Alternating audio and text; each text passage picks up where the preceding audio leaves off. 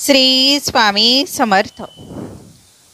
श्रावण महिन्यात चुकूनही महादेवाला या 25 वस्तू अर्पण करू नका. घरामध्ये दारिद्र्य येईल. भोलेनाथांना प्रसन्न करण्यासाठी शिवलिंगाला जल अर्पण करावे. असे मानले जाते की भगवान शिवाचा जलाभिषेक केल्याने भगवान शिवाची विशेष कृपा प्राप्त होते.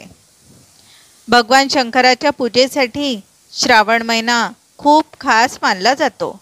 या महिन्यात जास्तीत जास्त महादेवाची पूजा करावी. असे मानले जाते की प्रत्येक सोमवारी भोलेनाथाच्या पूजेसोबत जलाभिषेक अवश्य करावा. यामुळे जीवनातील गरिबी नष्ट होते. याने सर्व प्रकारचे रोग व दोष दूर होतात. त्याचबरोबर अशा काही गोष्टी आहेत ज्यांचा श्रावण महिन्यात महादेवाची पूजा करताना चुकूनही वापर करू नये. भगवान शंकराला या वस्तू चुकूनही अर्पण करू नका. 1. श्रावण महिन्यात महादेवाला चुकूनही सिंदूर आणि रोली अर्पण करू नये. 2. धार्मिक मान्यतेनुसार भोलेनाथाला केतकी आणि 3 कमळाचे फूल अर्पण करू नये. 4. श्रावण महिन्यातील शिवपूजेत पांढऱ्या रंगाचा वापर अशुभ मानला जातो. 5. श्रावण महिन्यात महादेवाला हळद अर्पण करू नये. 6. यासोबतच श्रावण महिन्यात शिवलिंगावर महिलांशी संबंधित कोणतीही वस्तू अर्पण करू नये. 7. शृंगार सामग्री किंवा त्यातील कोणतीही प्रतीक भगवान शंकराला अर्पण करू नये. 8. श्रावण महिन्यात महादेवाला तुळशीची पाने अर्पण करू नयेत. 9. श्रावण महिन्यात भगवान शंकराला नारळ अर्पण करू नये, कारण ते देवी लक्ष्मीचे प्रतीक आहे. 10. शास्त्रानुसार श्रावण महिन्यात सात्विक आहार घ्यावा. कांदा, लसूण आदीचे सेवन करू नये. 11. श्रावण महिन्यात मटण आणि अल्कोहोलचे सेवन करू नये. 12.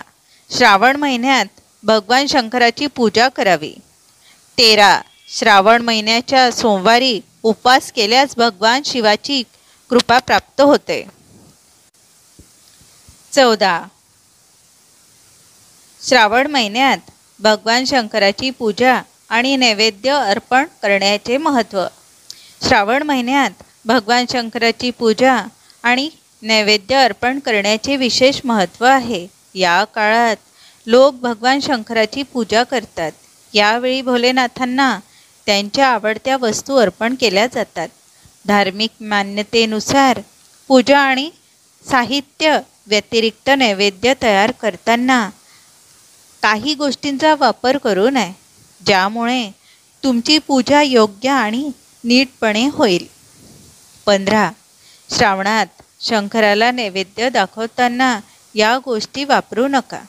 श्रावण महिन्यात भगवान शंकराची पूजा करण्याबरोबरच त्यांच्या आवडत्या वस्तूही त्यांना अर्पण केल्या जातात. अशात आपल्या प्रिय देवाला नैवेद्य बनवताना हे पदार्थ वापरू नका. 16. लसूण आणि कांदा. लसूण आणि कांदा हे तामसिक अन्न मानले जाते. भगवान शंकराला अर्पण करताना त्यांचा वापर निषिद्ध आहे. अर्पण करताना फक्त सात्विक आणि शुद्ध पदार्थ वापरावेत. 17.